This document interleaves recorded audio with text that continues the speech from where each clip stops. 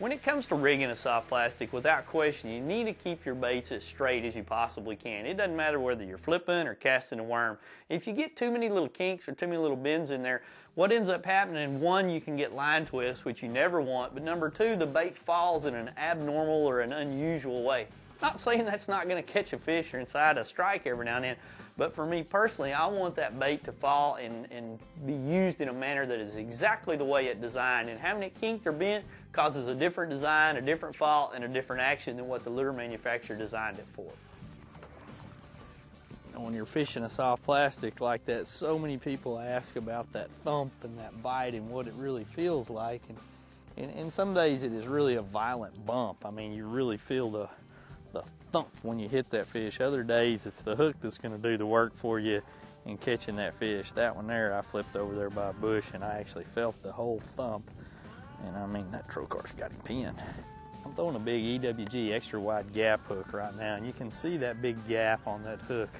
And I like to really throw that style of hook a lot of times when I'm trying to push a bait through a lot of, you know, there's a lot of meat to the bait. And on this bait here, you know, when I've got it rigged, if that bait gets out of the way, I've got a tremendously big gap that I can catch that fish on. So anytime I'm wanting to have a lot more bite, that's the type of hook style I like to use, a big extra wide gap. Choosing the right size hook is also very important to getting the best action and results from your baits being used. Too big of a hook will cause your bait's action to be impeded, while using a hook that's too small will not give you the proper hook ratio. One area that many don't think about is how much force is needed to set the hook. In some cases, in lesser quality hooks, it takes a tremendous amount of pressure or force to drive the hook point home. Thus, it's not uncommon to break lines on a hook set.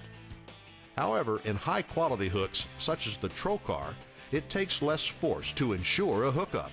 Thus, many times anglers catch fish by simply raising the rod and reeling into the fish with the reel. When choosing a hook style for your fishing, don't be afraid to mix it up from sizes and styles to find the best one for your application. Let's get back to the action. Tangled around all those sticks. Well, that's where a stout hook versus a little bitty hook plays a big role. Yeah, that's right. I mean, there's a definite difference from hook to hook. You could lean into that one a little bit. Exactly. You know, that makes a difference. The Trokar hook is designed to give every angler an added advantage. The hook is really the only piece of fishing equipment that ever touches the fish.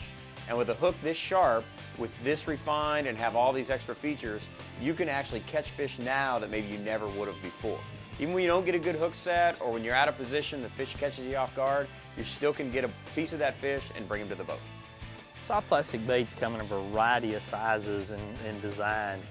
No matter whether you're looking for a flipping bait that's got a lot of bulk to it, a straight worm that you're going to be casting, some sort of swim bait that's got a built-in action, each one of these soft plastics has their own specific need and time. They also have their specific hook that works for them. The same hook that you use, say, for drop shotting is not going to be applicable, obviously, when you're flipping and vice versa. So always match up the hook to the soft plastic bait and the technique that you're using. It's going to help you catch more fish.